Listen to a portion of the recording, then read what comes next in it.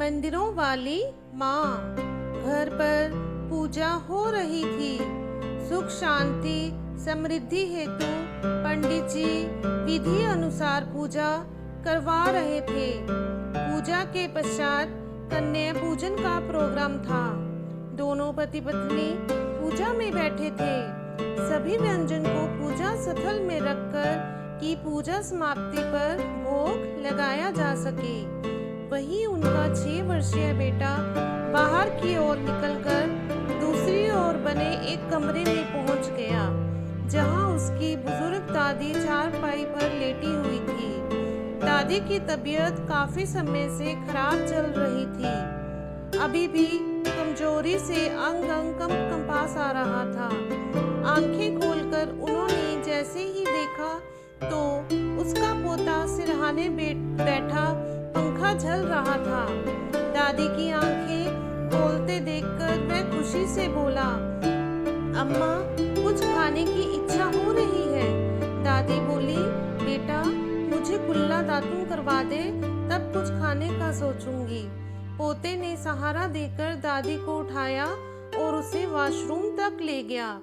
और जब दादी हाथ मुंह धोकर निवृत्त हो गई तो उसे वापस बिस्तर पर बिठा दिया और बोला, अम्मा, मैं अभी कुछ खाने को लाता हूँ। बुजुर्ग दादी बोली, बेटा, थोड़ी सी आलू की सब्जी ला दे, बस मुंह का स्वाद ठीक हो जाए, बाकी कुछ खाने वाने की इच्छा नहीं है। पोता दौड़कर वहीं पहुंचा जहां व्यंजनों का थाल भोग के लिए रखा था और एक कटोरी लिए आलू टमाटर की सब्जी को उंडेलने लगा। ये देखकर माँ ने टोका, अरे अरे, ये क्या कर रहा है? अभी कन्याओं का पूजन करना है, पहले माता जी को भोग लगाना है, बाद में खाना।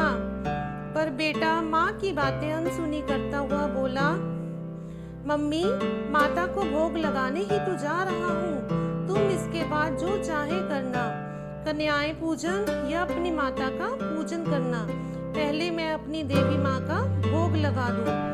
ऐसा कहते हुए वो कटोरी में आलू की सब्जी लेकर अपनी दादी की ओर दौड़ा।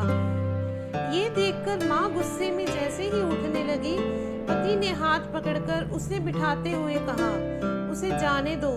जो काम और सही भोग लगाने से एक बेटा आज तक डरता रहा, वो आज एक पोते ने कर दिया। इससे पहले कि पत्नी कुछ कहती, पंडित जी बोले, सही कहा बेटा, घर में सुख शांति और समृद्धि चाहते हो तो पहले घर वाली माँ की सेवा करो। वो मंदिरों वाली माँ तो ऐसा करते देख स्वयं ही प्रसन्न हो जाएगी और ये घर परिवार हमेशा सुख शांति और समृद्ध रहेगा।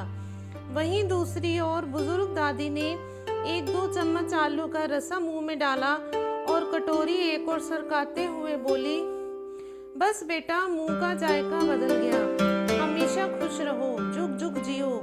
तो दोस्तों, निष्कर्ष यह निकलता है कि अगर घर वाली बूढ़ी माँ खुश तो मंदिरों वाली माँ भी खुश। कहानी कैसी लगी आपको? कमेंट सेक्शन में अपनी राय जरूर दीजिएगा। कहानी अच्छी लगी हो तो कहानी को लाइक कर दीजिएगा, शेयर कीजिएगा और चैनल को सब्सक्राइब कर दीजिएगा। धन्यवाद।